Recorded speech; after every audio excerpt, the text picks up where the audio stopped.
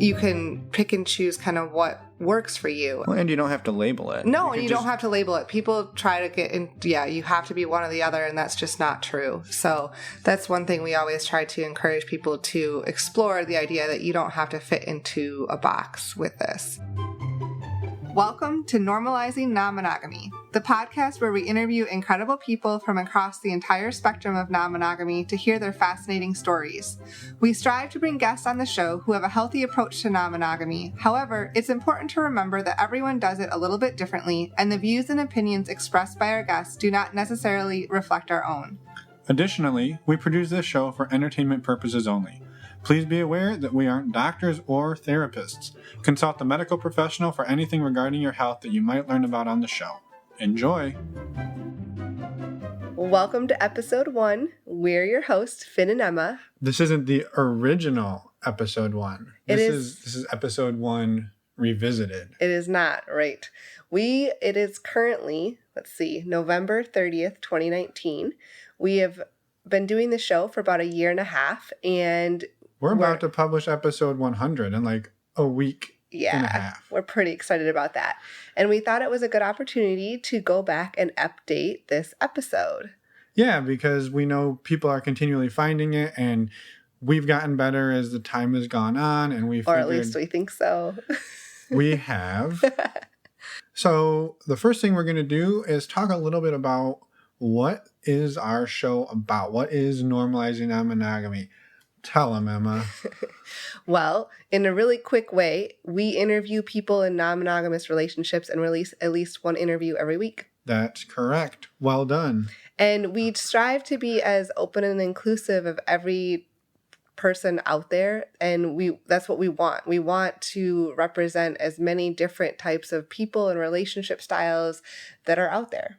Also correct. Let's see if that answer's on the board. And also, this, to be clear, this premise and our goal for this show has not changed. In 100 episodes, we still have the exact same goal as before, which is pretty cool. Yeah, so for the first, 30 to 40 episodes, we had actually quite a few different other podcasters on. We also pulled in a lot of our friends because in those early days, we didn't have a ton of people reaching out to us. And now we have lots of people reaching out, and it's super exciting. And so you should also reach out, listener. Yes. But yeah, so first off, I want to ask you a question. Okay. Why did we start this show? Because we love hearing people's stories, and we love all of the other podcasts that are in the non-monogamy space, but we would typically find ourselves at this point listening and learning about who the people are, and then we would be ready for the next one. So we're always, I guess, maybe a little ADD and wanting to meet and hear about new people, and that show didn't exist, and so we made it exist. Yeah. And the other piece of that is we really learned the value of helping other people find a voice, hearing people's stories, getting their stories out.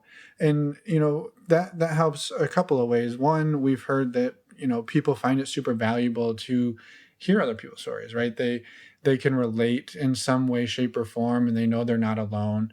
But on the flip side, we've had people tell us that coming on and doing the interviews has been almost like going to therapy, even though we're definitely not therapists. But it has been life-changing, and for other people, we've been told, as well as ourselves, we have learned so much from all of the guests and all of the interviews that we've done, and we can't wait to keep moving forward with it. Yeah, so maybe this is a good time to talk about who we are. We just said that we want to hear other people's stories. So who we are, we're Finn and Emma. We've been married a little over 7 years, and we've been exploring non-monogamy, mostly within the realm of swinging, for about 12 years. 12 years but our first time ever doing anything was about 14 years ago. Yep, that's correct. 2007. 2007, that is 12 years ago. I was I think my math is right. I don't know why they gave me an engineering degree. We've been together about 14 years. That's what I meant to say. So we are in our early 30s at the moment. We're 32. Emma's about to be 33, and Almost. She's super excited about it. Yeah.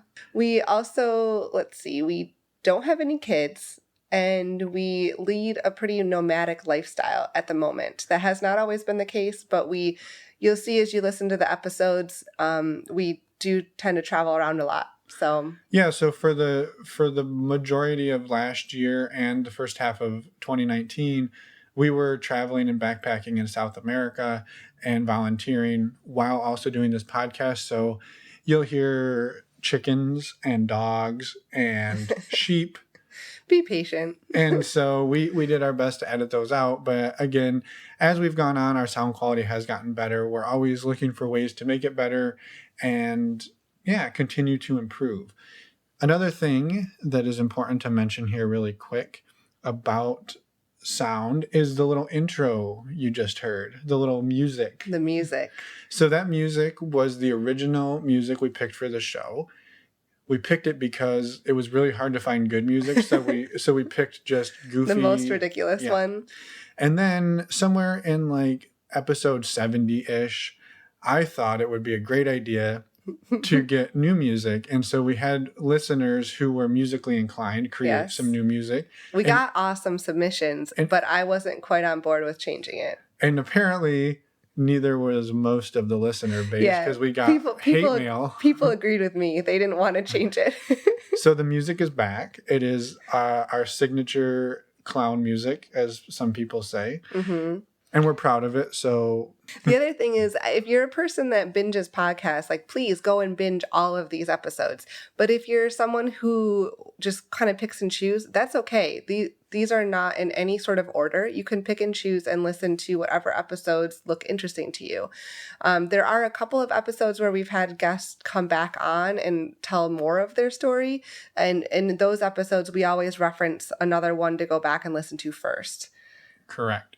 One last thing before we jump into our story, a little more about our story, and we're going to give you guys a whole deep look into that here in a second. But the last thing we wanted to mention was that we do mention resources at the beginning and end of some of our episodes, most of our episodes. So these resources some of them are affiliates, some of them are not. So some of them we do make some money off of. We've never put anything on the show, and we never will put anything on the show that we don't personally use or personally believe in ourselves. We're not just trying to make money and make a quick buck. We really try to keep a high standard of who we represent on the show, because it's our reputation, and we don't want people to buy things or pay for things that are shitty. Right. You will hear us mention resources. We've tried out a lot of different things along the way. We've changed things up too. You'll notice that, but ultimately they aren't going anywhere. We are going to continue mentioning. Yeah, we went through a bit resources. Of a phase where we mentioned like 3 or 4 at the beginning and 3 or 4 at the end, and we were changing them every week, and it was getting crazy. Well, then we got out of that. We did that for like 2 episodes, and it was like, no. So we've toned it down.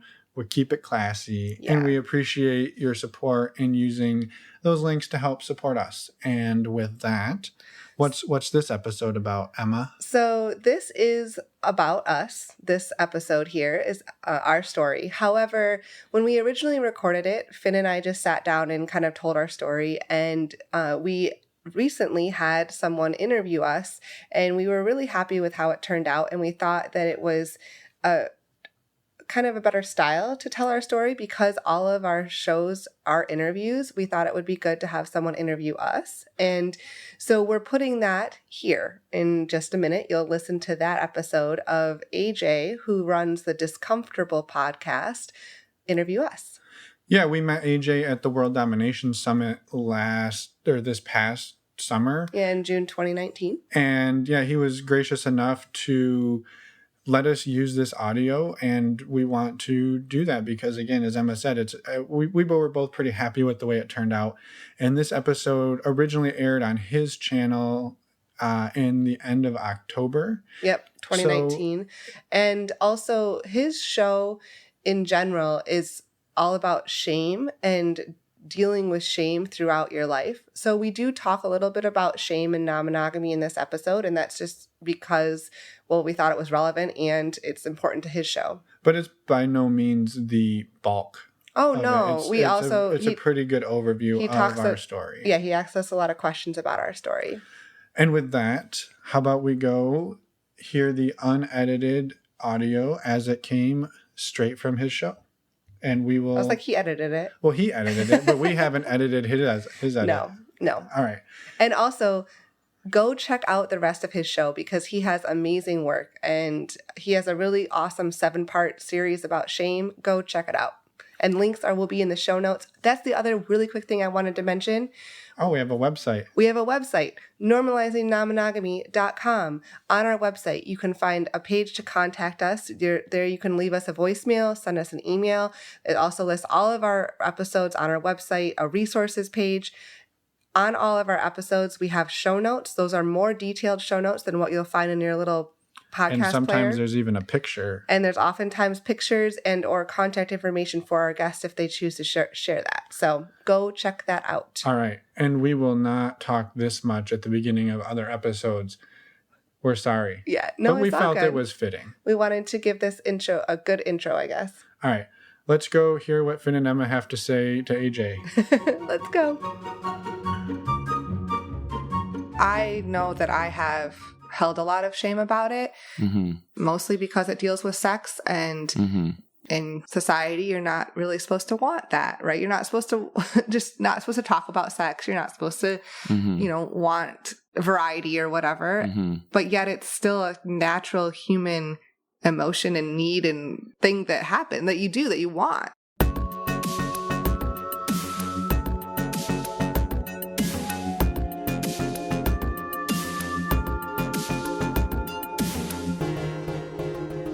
Getting discomfortable with non-monogamy. So I guess my first question is, how did this begin? Oh boy.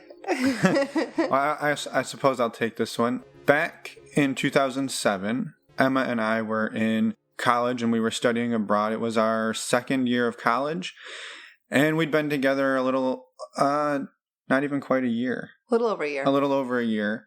And we were sort of at a point where neither of us had dated a lot, and we kind of came to the conclusion that we wanted to have some of those experiences, but not only that, we wanted to have those experiences for each other. Yeah, as in dating other people. Yep, dating other people. And so I brought up the initial idea, I think, because I wanted her to have those experiences, and at the same time, I did as well, but it wasn't born out of I just want to go and hook up with as many people as I can. That was never really the intent. It was exploring that sort of world of dating, but doing it with a partner. And we've always lived going on adventures together, and this is just sort of one more adventure that we can go on together.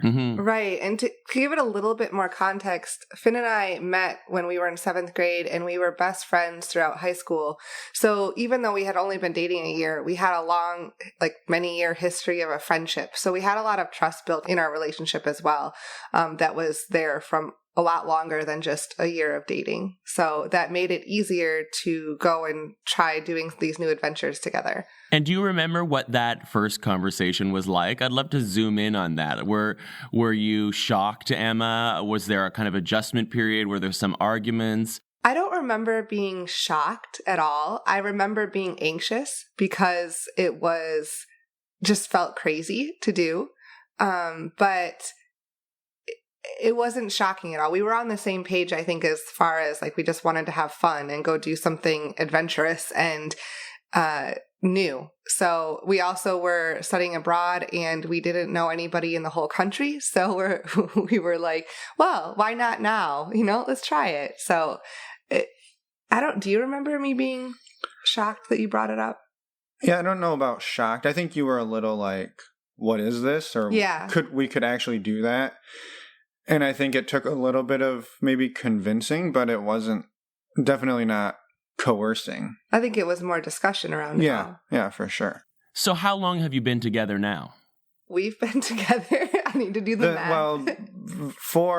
Well, we've been married for 7 years. And we've been dating for 14. 14, but there was some points in there where we took a break, in college because of one thing or another, working through our relationship. And so since college, we've been pretty much, together. We have been together, not pretty much. Pretty much nonstop since about 2010. So how has it evolved? When you first started and brought this up, I'd love to know what the kind of learning curve was there. Oh boy. It's been a learning curve for sure. Yeah. So throughout college, we were dating. We also, and as Finn mentioned, we split up a few times. So we didn't do that much dating of other people or exploring, just a very little bit. We also went to school in a very remote area, so there weren't a lot of opportunities. However, after college, we moved out to a bigger city and got into exploring non-monogamy quite a bit more. And we definitely learned a lot of lessons.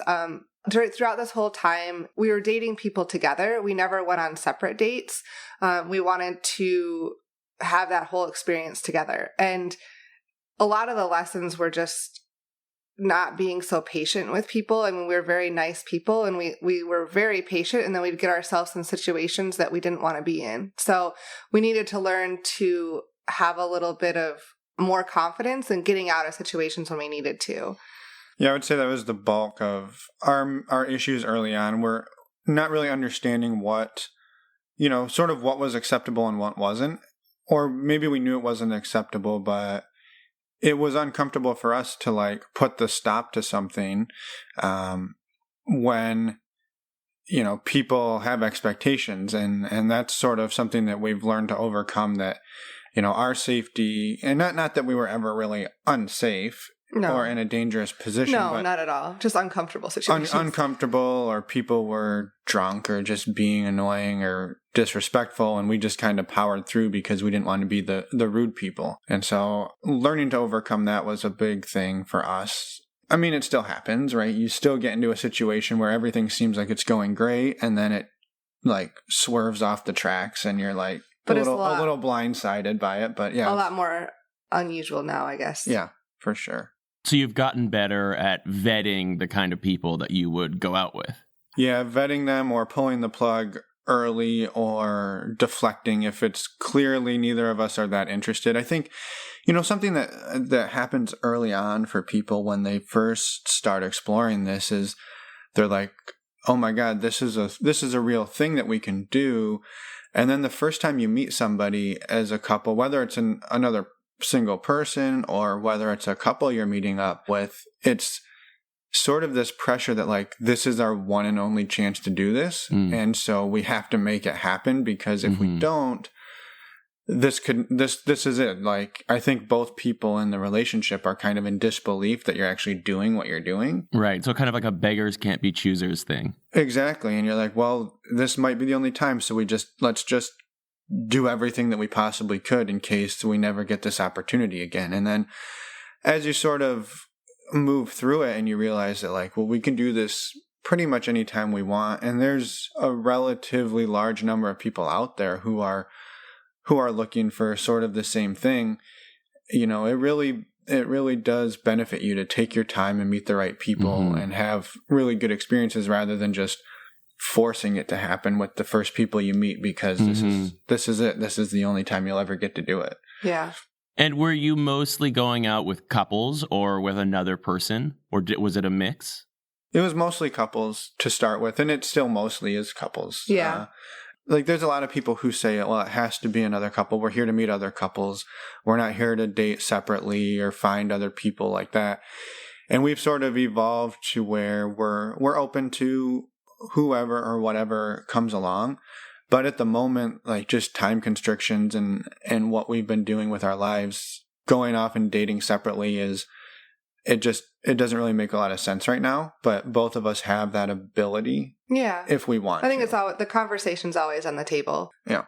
So you started always going on dates together, but at some point it evolved where you are at least theoretically allowed to go on dates with other people. Yeah. And there have been some unique occasions where one or the other of us was busy or out of town for work or something, or somebody was traveling for work and the other person had an opportunity to do something, and we've entertained that, but it's not ever been something where like we were both home on a Wednesday night and one of us was like, well, I'm going on a date tonight. That just has not happened up to this point, but it's allowed to happen if it does. Well, and a lot of people with non-monogamy, usually in our experience, I guess, talking to a lot of people, either go on dates as couples or date separately, or people usually fall in one of those two camps, except there's a lot of mixing too. It's kind of confusing, but...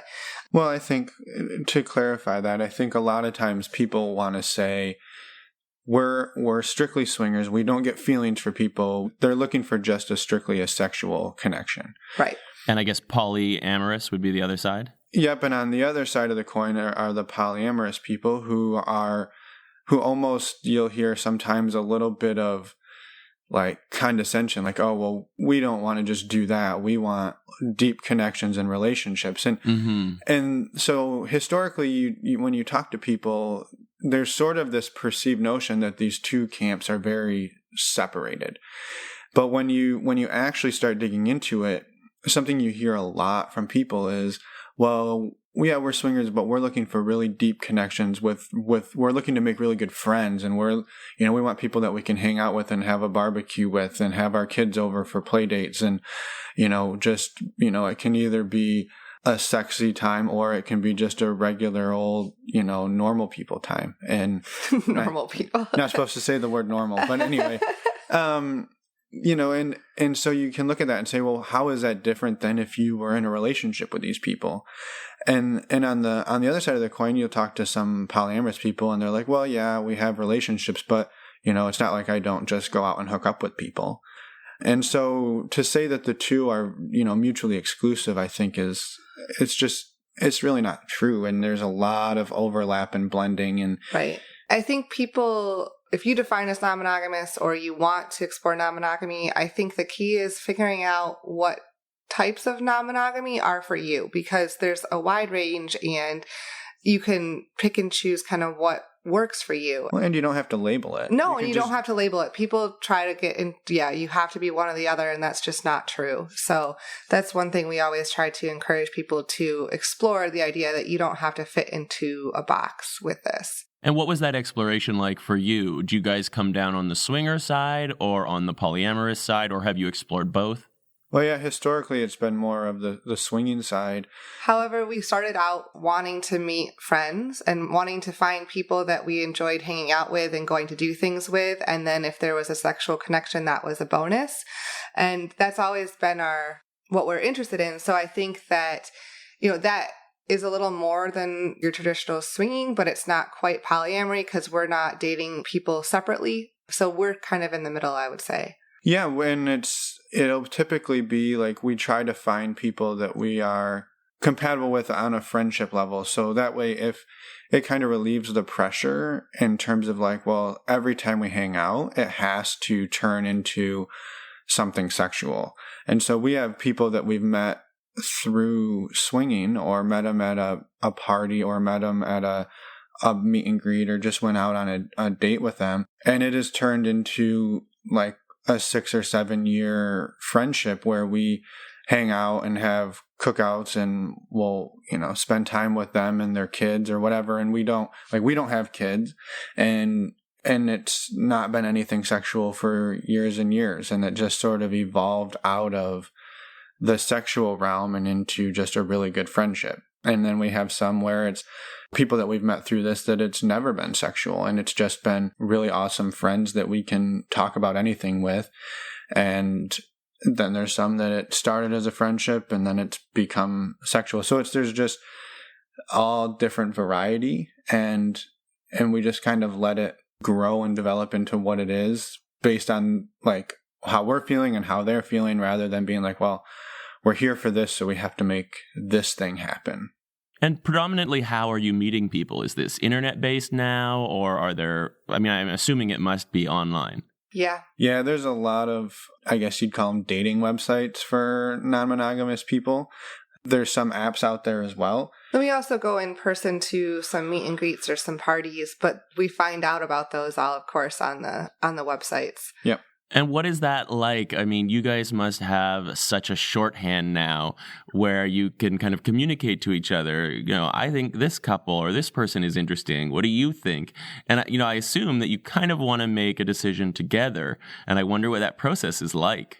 It's been a learning experience. I will jump in real quick. I know I've talked a lot, but I think this is one of our bigger, maybe sticking points is Emma has a very hard time determining based on like reading a profile if she thinks she would be interested in somebody. Mm-hmm. I need to meet someone in person. Mm-hmm. Yeah, for sure. And as do I, but I have a little bit lower, I don't want to say lower bar, but I have an easier time sort of reading a profile, looking at some pictures and determining, do I want to meet these people in person or am I not that interested? And you could be wrong, right? Like you could pass somebody up based off that. And I guess I'm a little more okay with taking that sort of risk of like sort of a two-way risk, right? Like I'm okay saying no, thank you. And maybe we miss somebody that would have been great, or saying, yeah, let's go meet these people. And then it's a weird time with weird people, but you didn't get that from their profile. So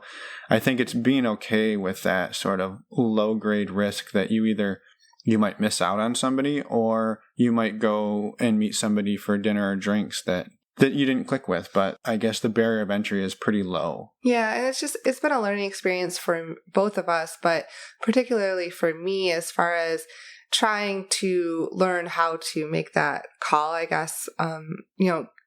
It helps if we chat with the people a little bit ahead of time, of course, and get to know them a little bit.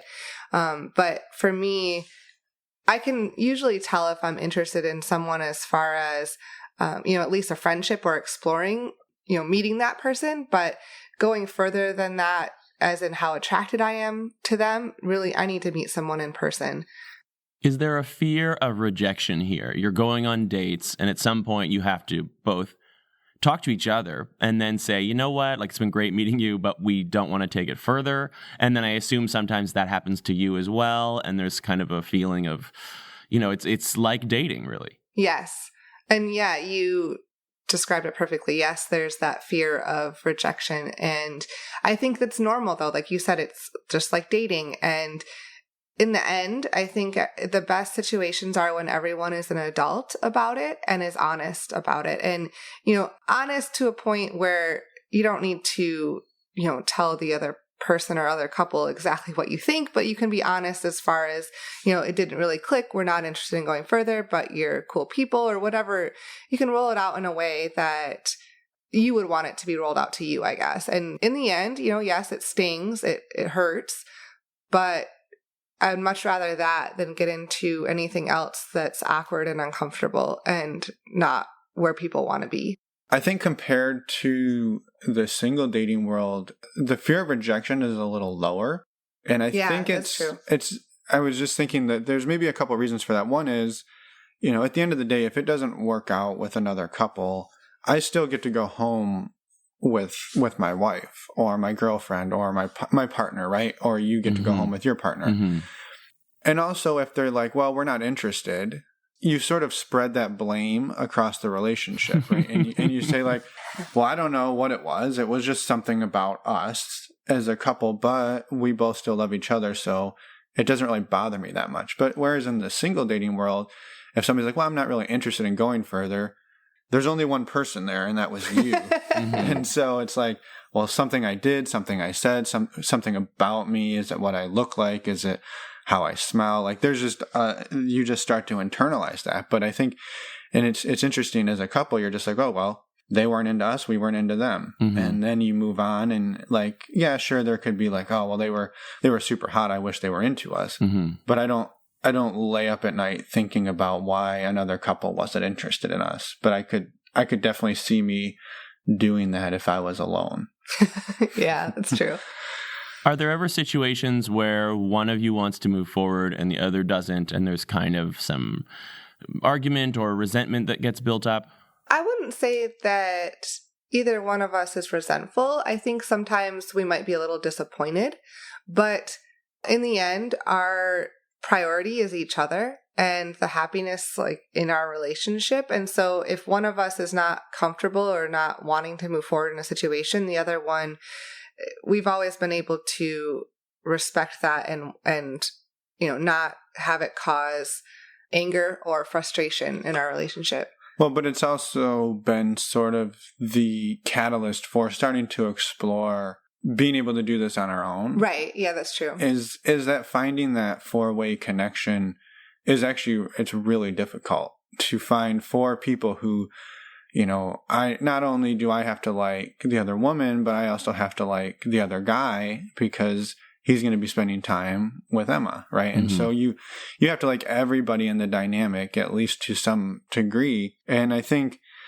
that is sort of a really hard thing to find. And so we've had situations where, two of us click really well and we like all people in there and we're like, hey, you know what? You can go and do what you want to do and I'm okay with that. I'll support that. But I'm okay sort of stepping out of this one for now because for one reason or another, one of us doesn't feel like they mesh with the group as well. Yeah. And that can be a tricky situation to handle, but it all goes back to communication and communication with each other, but also with all four of you or all three of you or however many people that happen to be in that situation and making sure that everyone's okay with where you're at and being honest and upfront, but also respectful and kind. And I think that, a lot of it and all of this non-monogamy in general goes back to communication. Mm-hmm.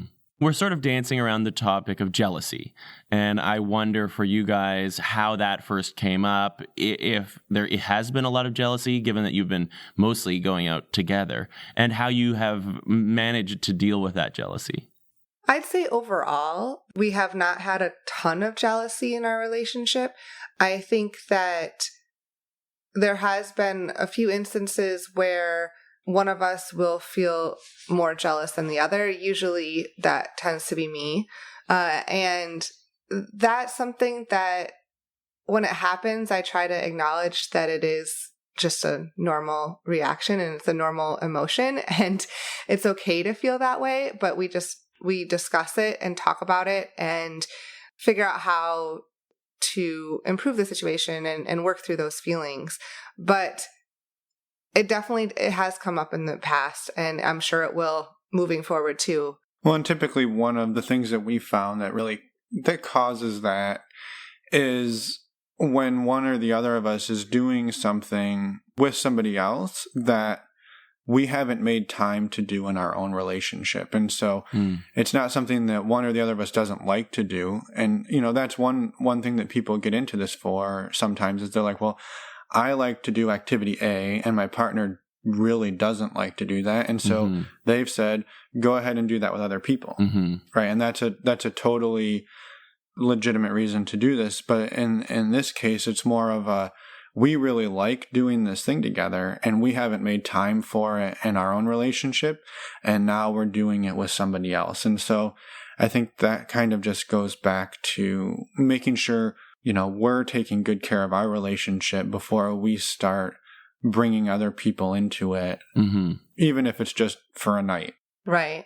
And I think that's as we move forward into, potentially separate dating, we'll see how the future goes. But I think that's something that we will always need to remember is to make sure to, foster our relationship and make sure our relationship's in a good place because it obviously we care about these other people that we're meeting and we want those relationships to be in a good place too. And if ours are not, we don't want something in our relationship to affect other people as well. So it's balancing all of that. How do you balance the fact that variety is the spice of life and there's just this certain energy that you get around a new person? That excited, lusty, doe-eyed glow when you meet a really cute stranger that is difficult to maintain with your partner of 14 years. Yeah, there's actually, I don't know if you've heard this term, but, and I don't remember where it came from off the top of my head, but there's a term called NRE, which is new relationship energy. And I think it's essentially exactly what you're describing. And it can be hard, right? Like that's definitely where some of the jealousy comes in. And it can be tricky to watch your partner be in that phase. Mm-hmm. However, there's been situations where it's happened to both of us. And I think we have an understanding of where when it happens to one of us, the other person realizes, well, that's happened to me, or it will happen to me in the future as well. And so we talk through it and just try to, I guess, work through those feelings. But it is there. And it's definitely, I think it gets back to the piece, as Finn was saying, like fostering our relationship. And if we're in a good place, it makes, even if someone's having those new relationship energy feelings with somebody else, if our relationship's in a good place, then it makes that a lot easier. Yeah, and I think the other part here that is something that you have to learn early on and that you have to come to accept early on is that we are oftentimes attracted to lots of different types of people. And so if you find yourself attracted to somebody who looks nothing like your partner, it's easy for them to look at that and say, well, if you like that person, how could you be attracted to me? Mm-hmm. And I think if you can realize early on that we have the ability, we're programmed to think many different types of people are attractive, that it's not like, oh, well, she only likes people that look like that person now. Mm-hmm. And she's done liking my flavor now. And so being able to get past that, and really the other piece of this is another sort of non-monogamy vocab word, which is compersion, which has sort of been described as like the opposite of jealousy, where you really you get pleasure from your partner's pleasure. And that's not necessarily a sexual pleasure, but even just seeing them excited about something that they're going through makes you excited for them. And that gives you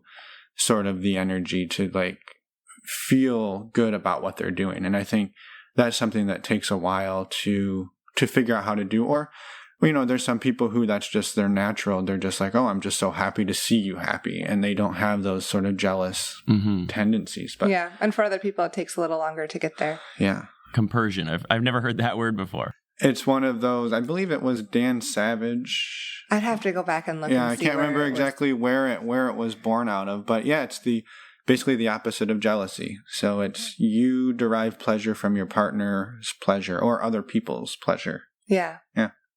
One thing that I have thought about in my life is that I often get jealous when my friends hang out without me. But in our culture, that kind of jealousy is just seen as my problem. It's like, yeah, get over it. Your friends are allowed to hang out without you.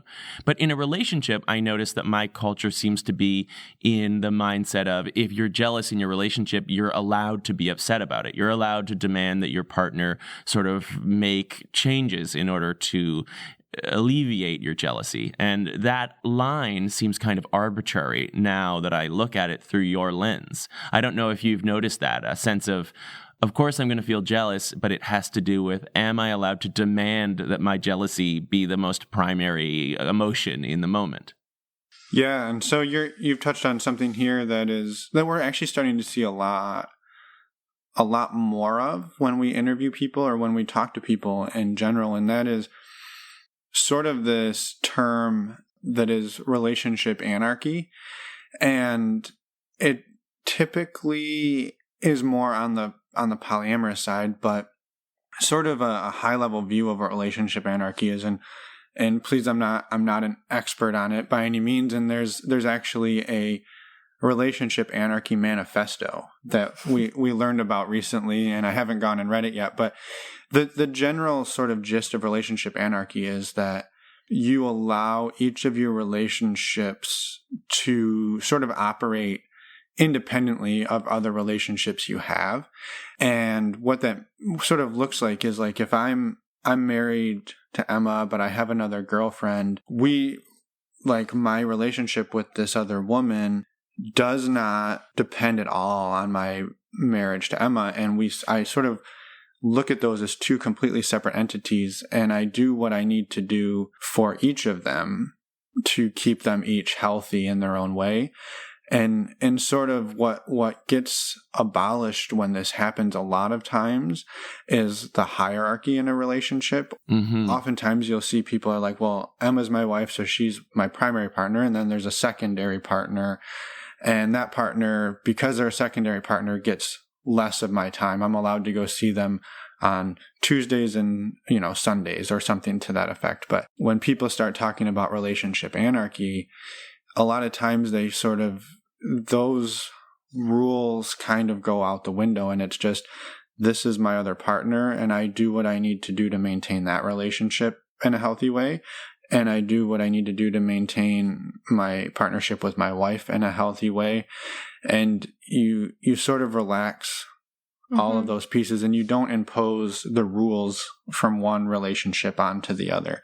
And it's not, from what I can understand, it is not a super easy thing to do, but it's the people who sort of practice this feel that it is a much more equitable approach, that you're not imposing your sort of rules or your partner's rules onto other partners. As long as it's ethical, whatever works for you, I think is important. And so if you're doing something like the relationship anarchy, like Finn just described, that's great. And that you're treating all of your relationships as equal as you can. And that's wonderful to do, but it may not work for everyone. And so that's the key I wanted to describe as well, because when you asked that question, I immediately thought of, well, in relationships, I don't think anyone should dictate what the other person can and cannot do. However, I think it should be a conversation. And if someone is, off with their friends every night of the week and never paying attention to their partner that they're supposed to be with, of course, that needs to be a conversation, and there's some room for jealousy and some course correction there. But I don't think it should ever be where someone is controlling that other person and saying, you can't do this, you can't do this, you can't do this, if it's all within, I guess, whatever is reasonable in your relationship. What you kind of expressed, AJ, was that, like you said, if it's your friends, it's on you to figure it out.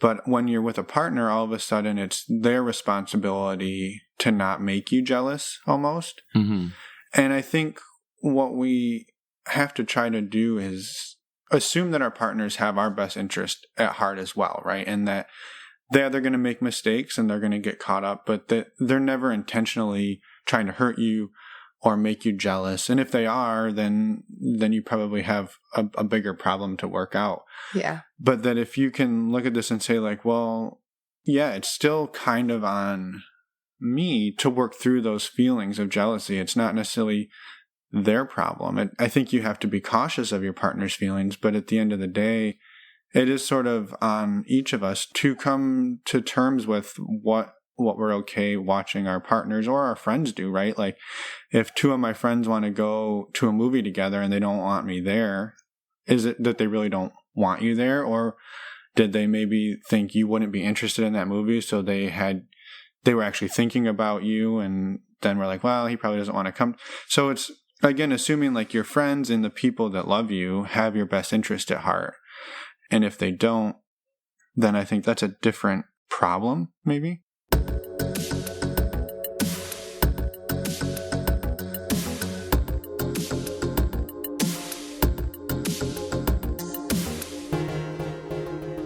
Do you guys have rules that you've put in place, and how have those rules been developed or evolved?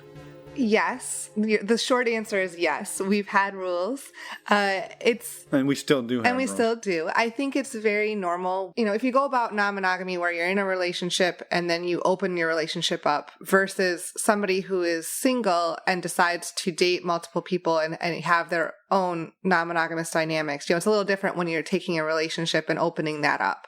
And when you do that, it's natural to write down or talk about a whole list of rules because that's what makes you most comfortable. That's the, I guess, way to open things up without causing panic for a lot of people. To still feel like you have some control. Yeah, Exactly. I think rules imply safety and control, like you just said. And I think oftentimes as people navigate this, they start to see the rules fall away. And I think a lot of times this kind of goes back to something that I kind of commented on earlier, which is assuming that your partner or partners have your best interest at heart and that they're not going to do things that they think are going to hurt you. or they'll be very cautious about doing those. And I think when people first start exploring this, they start to realize that, and they're like, oh, well, I don't need a rule for this. Like, that's how we treat each other. Mm-hmm. We did start with more rules than we have now, but we've evolved over time to just be safe and respectful and communicate. Mm-hmm. And as long as you do those things, we trust each other to have the other person's best interest in mind. But it took a long time to get there too, like a lot of trial and error with different rules and exploring different things. Like some examples of rules that you'll hear people start out with that typically fall by the wayside somewhat quickly. So one of them that we hear is like no kissing. Like, we can do other things with people, but we don't want to kiss other people because that's something that's intimate and we're saving it for ourselves. And then you'll hear people who are like, well, the first time we went out on a date, that rule was gone because they realized that, like, Mm-hmm. sometimes it can be a little weird to do other things if you're not allowed to kiss somebody, or you're in the middle of something and you like go in and you start to kiss somebody, and you're like, oh shit, I'm not supposed to do that. So they have these rules because they think they create safety and security of like, well, I might lose my partner, but I'm not going to lose my partner if they don't kiss the other person. Mm-hmm. And so as you start to explore this and realize that I'm not staying with Emma because she doesn't kiss other people, Mm-hmm. that hasn't been the glue that held our relationship together. And so as people navigate this, a lot of times you see these rules dissolve or morph and change and relax. And ours has been sort of very similar. I think we might have had the no kissing rule for like an hour. Yeah, I think very early on we might have. Yeah, I can't remember. I'm pretty sure we did, but it was for like an hour. It was very short.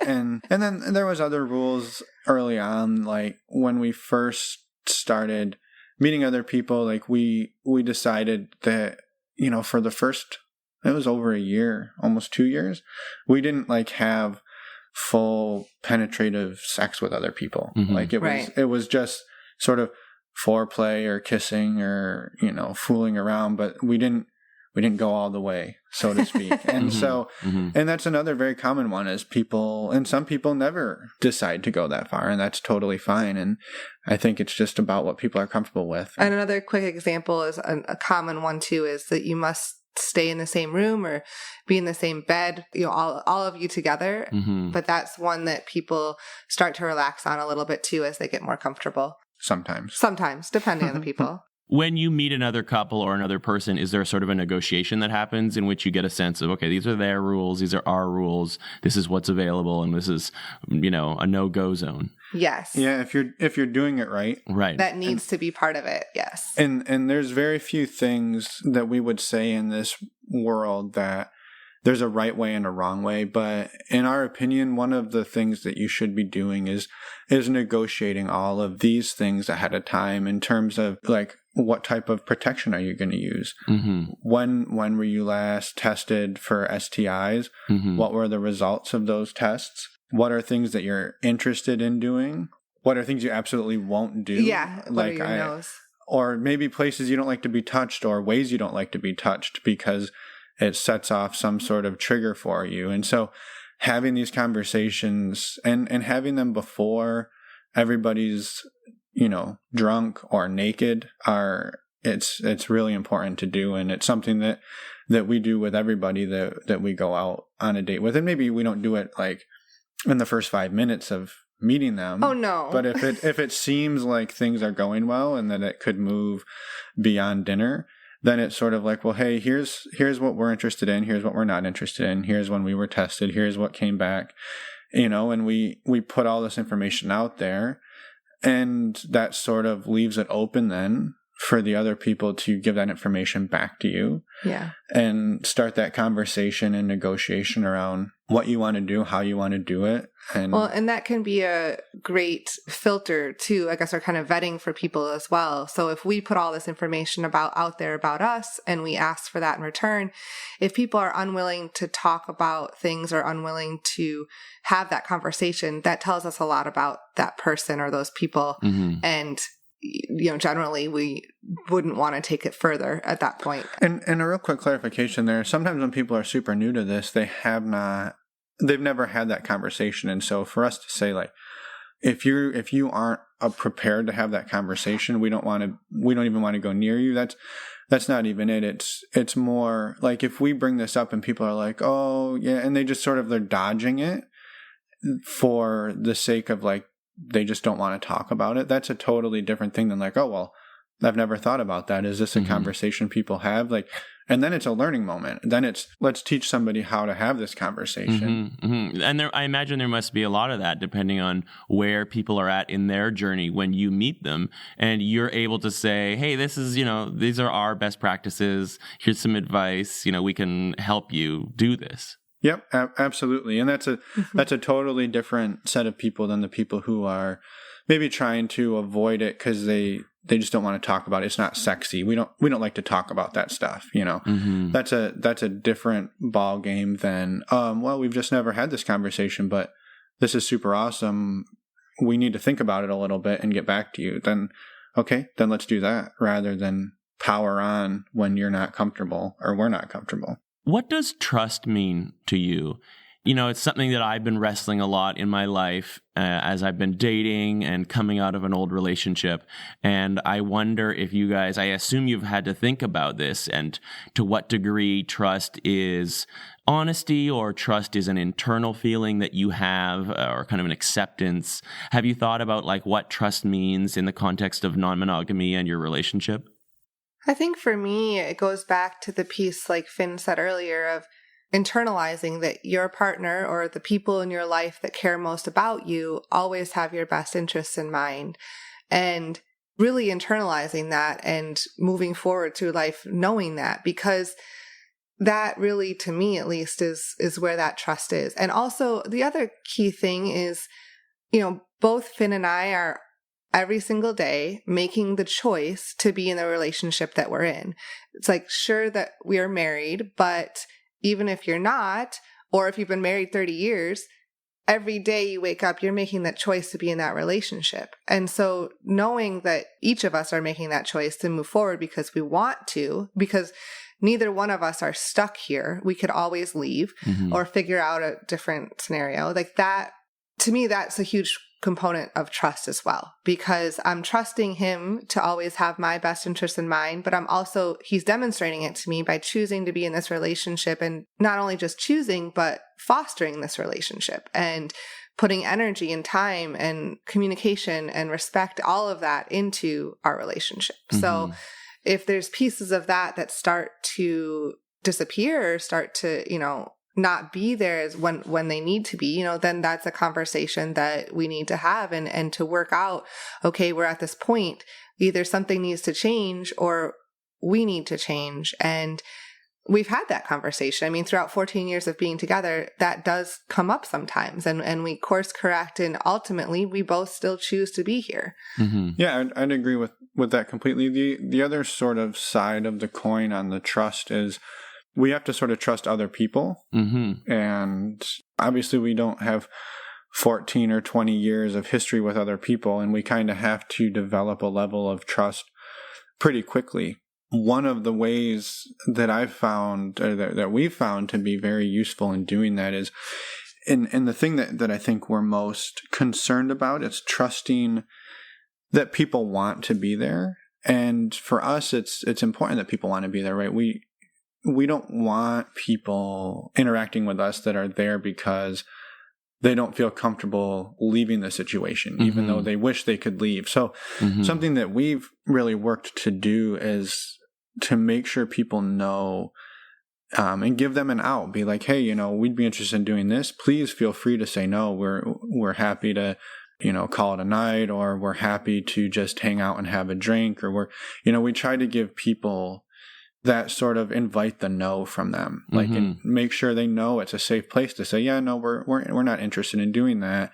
And we're not going to like flip out and go crazy and make them feel like shit for it. So that's sort of one thing that we try to do, at least to make sure that we trust that people want to be there. Trusting that they're safe and that they're not going to harm us. On the other hand, that one is just sort of, you learn to read people, and it's just something you get better and better at and practice at. And I think realizing that the world is not a super scary place, and that like 99.9% of people out there in the world, and I know, AJ, you've traveled a lot and you've met people all over the world as well, and that even in countries where people will warn you that everybody's out to get you, it's such a small percentage of people. And I think in the world of non-monogamy, it's the same way. Like, are there people out there who have, you know, maybe tested positive for something and are hiding that and being deceitful? Yeah, that probably happens. But the number of people who are doing that is, first of all, infinitesimally small, especially compared to the number of people who potentially have an STI that have no idea that they have it, because so many of them have no symptoms, right? And so it's just the things that you're going to worry about it's people being malicious is the furthest thing, I think, from our minds. You know, we're not really ever worried about our physical safety in this world. One thing that's occurring to me is that, you know, I did a poll on Instagram recently. I do these polls, and I asked if anyone had been betrayed, and most people said yes. And I think when you open up, or you are able to have these discussions about opening up, it really kind of demystifies or deflates the threat of betrayal. You know, you say every day I wake up and I say, yes, I want to be in this relationship. And I think part of that is very true, because you see that you have other opportunities. You have other relationship opportunities, other sexual opportunities. Whereas someone in a monogamous relationship may not be as aware of that. And they may not be actively saying every morning, you know what, though? I choose my relationship. I choose my marriage. So there's a real power, it seems, that you have there. Yeah, I would agree with that, because I do think there's a lot of people out there. I mean, in our society in general, monogamy is assumed, right? That's what is assumed. And so there's many people that go through life that don't ever know that there is another option. And even if you never acted on it, I think that's absolutely okay as well. It's knowing that there are options and that you have a choice that I think is the important part. And having those conversations with your partner can change your relationship, hopefully for the better. Because like I said, even if you never act on those, you're at least aware that you are making that choice. Yeah, you are making a choice, as opposed to the pressure and shame of societal norms making that choice for you. Right. Yeah. I will also say that there is a flip side to this, in that there's times where you meet people and you get back home and you're like, I am so glad I'm with you and not them. And so, you know, and that's not necessarily to be mean, but just like preferences. Yeah, preferences, or somebody who's like maybe in a physical sense, like everything that you've ever dreamed of, whatever that means. But like when you sort of start to unwrap that maybe it's not a great fit, and you're like, okay, well, there's more to it. There's so much more to our relationship than just what you look like, or just who you are. Like there's this total package, and there's this history, and there's all of these things that, you know, you can meet somebody and look at their pictures online and be like, yeah, I definitely want that. And then you're sitting at dinner and you're like, I definitely don't want this anymore. And so that's sort of powerful as well. It really helps you clarify why am I with this person, and why do I want to be here every day? Right. And the other piece, like thinking a little bit about like the word betrayal, like you said, there's still the chance to feel betrayed in an open relationship. The key is being ethical, right? To act in your partner's and your best interest. And some couples want to share everything, and that's what is important. Other couples have rules that are, you know, don't ask, don't tell type rules. And that's what works for them. So when you think of being ethical, it kind of means telling everything. But if your agreement is not to tell everything, then being ethical is to still act in a way that keeps your partner and you safe, but also you're not talking about it. So if either one of those, whatever your relationship agreement is broken, of course there's going to be feelings of betrayal. And the other point I wanted to make is that, you know, non-monogamy is definitely not for everybody, and it doesn't always work. And some people will start trying to be non-monogamous in one relationship, and it does not work. And then they're later on in their life, they're in another relationship, and it works really well. So I think it's not the end all be all. This is how you must do it for your life because this is what works. It's all about the learning process and communication and being respectful and ethical in your relationships and getting back to knowing that you do have that choice. Mm-hmm. And we've kind of touched on this now, this idea of shame. And that's obviously something that I'd love to delve into now. I know that Emma and Finn are not your real names. So I'm curious, how out are you about this with your friends, with your family, and why or why not? So this is something that we're actually kind of in the middle of going through. We've started to tell some of our closest friends. For many years, we didn't tell anybody because it was between us and that's what we wanted it to be. Well, it was mostly just our sex life. Right. Right. It's nobody's business, really. Right. Exactly. But now we're at a point where we want to share it more, and we're in that process. But there is a lot of shame around it because it's not the societal norm, right?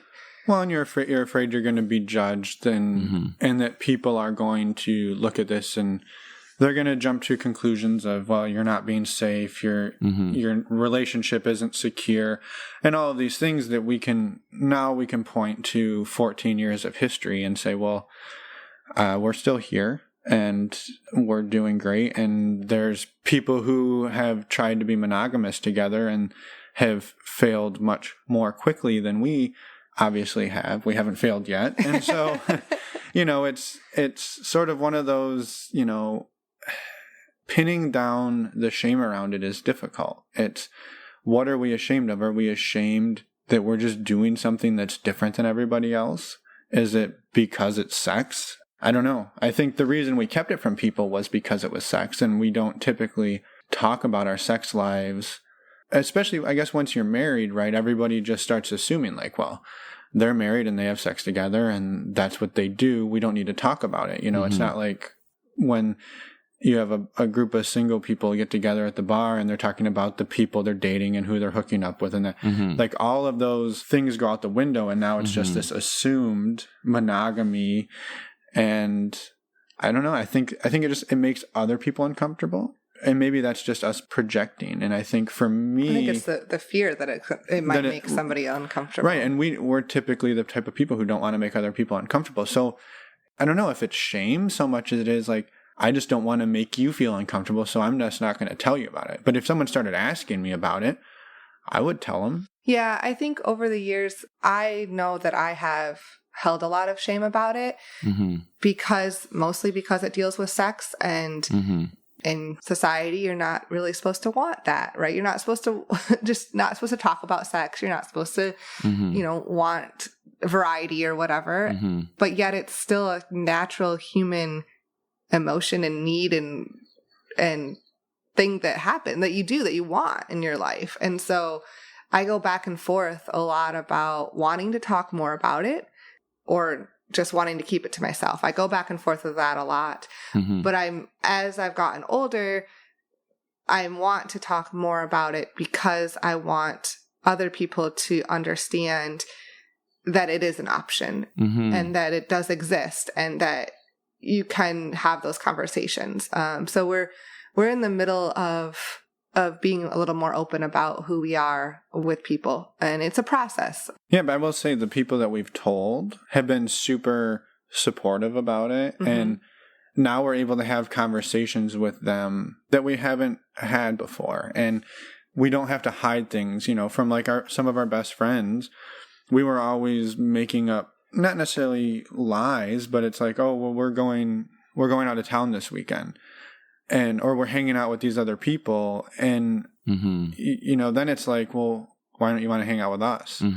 And it's sort of like, well, I do want to hang out with you, but it sort of has demystified, a 10-year chunk of our relationship that was sort of in the shadows of like, oh, well, they're going on vacation again, or they're going and doing this again, or why weren't we invited to that, or why weren't we involved in this? And I think, ultimately we started feeling really bad about like we're lying to some of the people who are closest to us. It's a burden. It is, and it's unnecessary. Yeah, and for us, it hasn't just been the sex piece. And so it's, having to barbecue with friends and they weren't there because they weren't part of that group of friends. But now that doesn't have to be that way because we've sort of told them about it and they were supportive about it. And they are interested in meeting these people and they... Well, and I think the key is too, like, even if it is just about the sex, that's okay. Yeah. Like that's okay. And that's what we need to get comfortable with starting to talk about, because there shouldn't be shame around that, especially like if you're doing it in an ethical way and respectful where no one's getting hurt and everyone's on board and there's all of the consent that you need and all of those things, then there's nothing wrong with it. And getting that through my head and other people's heads, apparently mine and apparently yours, can be hard. And the other point I wanted to mention too is that it has been a little bit scary to tell some of our friends, because we also don't want them to feel like we, lied to them, which we did somewhat. Yeah. But also we don't want them to feel like we're hitting on them either. Or judging them for not being non-monogamous. Yes. So it's just navigating that conversation when you do tell them, because ultimately, I think being honest and open about it is important, especially with the people closest in your life. I mean, the other piece is that, unfortunately, if you're open about it too much, depending what you do for a living and where you live, it could definitely impact your career. And that's sad and unfortunate, but it is the way it is. So I don't blame anybody for ever being discreet about it. I think that's totally okay as long as everyone's on board and no one's being harmed. But I also think there's a lot of people, if you have the ability to be more open about it, I think it's really important to be open about it, because then it's just more and more people learn about it and it becomes hopefully someday something that's not as shameful to talk about. Exactly. I mean, you've touched on the fact that shame is a kind of communal emotion. And the more you talk about the things you're ashamed of, the more you're actually helping everyone feel less shame about it. That's, one of the best antidotes to shame is just to talk about it. Right. So I think that you are doing a service to everyone, even though it's uncomfortable, even though some people might judge you. You are actually doing a service, I think, when you talk about it, though it's difficult and it is risky. Yeah. Have you ever considered, would you ever tell your extended family? Yes, we have. And our goal is... What? We have not. You said yes, we have. We have considered. Oh. So yes, we have considered it. We have not done it yet. Okay. I think we will. And we're in an easier position to do so. Something I mentioned earlier, right, is we can kind of look to this history we have and say... Right. You had no idea that this was what was happening for the last 10, 12, 13 years of our relationship. And now nothing needs to change. The proof is in the pudding, as they say. Exactly. And so it's just something that I think it's going to be awkward and we just don't want to do it. And so we just haven't done it yet. We were testing it out on our friends and and that succeeded. And so now the next step is, telling our families. Yeah. And I think the other piece is telling friends or family, if you tell somebody and they react negatively, please, like, at least if it were me, if I told someone and they reacted negatively, I would give them space and time and also probably a few resources so that they could learn a little bit more.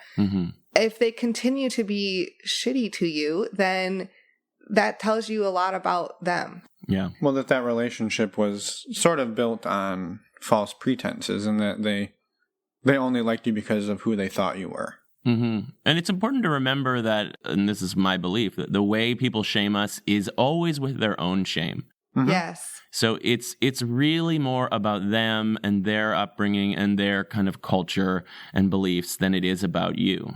Yeah, no, that makes perfect sense. It's still scary, right? Absolutely. I mean, even though you know that and you can reason with that, it's still a scary thing to do. Yeah, anytime we lose an important connection, it's going to hurt, even if it's their fault. Yeah. Right.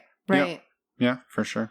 So I think we're coming to the end here. Why don't you tell the listeners about your own podcast? I mean, well, first of all, thank you, AJ, for having us on and for giving us a platform to talk about this, because it's something we enjoy talking about and sharing. So, again, thank you. Thank you. And we have our own podcast. It's called Normalizing Non-Monogamy, and it's a weekly show where we interview people who have been or are exploring non-monogamy in some capacity. So we have people who have been doing it for 30 years. We also have people who are brand new and haven't ever even met anybody else. They're just having those conversations. So we try to bring on as diverse of a group of people as we possibly can, people in all different relationship styles, and that's the goal. So the way the show works is every week we interview these people, whether it's a couple or a solo person. We haven't done a triad, but we would. We haven't. And we just kind of let them tell their story and give them a platform to share what it looks like for them. And we've got 80, 90 some episodes out right now, and we're going strong and having a great time with it. Yeah. That's awesome. I mean, I really think that it's a topic that meshes with shame so closely and really challenges a lot of assumptions that we have about how you have to be, just like you said, to learn that there are other options, even if you don't take them, is really powerful. So I think you guys are doing such important work, and I am excited to listen to more of your podcast. And I thank you so much for opening up with me about these really uncomfortable topics. Yeah, we appreciate it. Thanks for doing what you do as well. Thank you so much. Welcome back. Well, we never left. We did never leave. But thank you everyone for listening to this whole episode, I guess. And thank you so much to AJ for taking the time to interview us and being willing to let us publish this episode on our channel. Yeah, and again, if you want to find out more about us, more about the show, and anything that we're working on and doing, the best place to find that information is on our website, normalizingnonmonogamy.com, or also on Twitter and Instagram. We're not super active, but we have screen names under NNM Podcast. Yeah, and if you want to reach out to us, if you want to say hello, please do. We respond to every single email, usually within a day or so, and we look forward to hearing from you and interviewing you. Yeah. And now go enjoy all of these episodes you have to listen to. Bye. Should we say goodbye? Bye, everyone.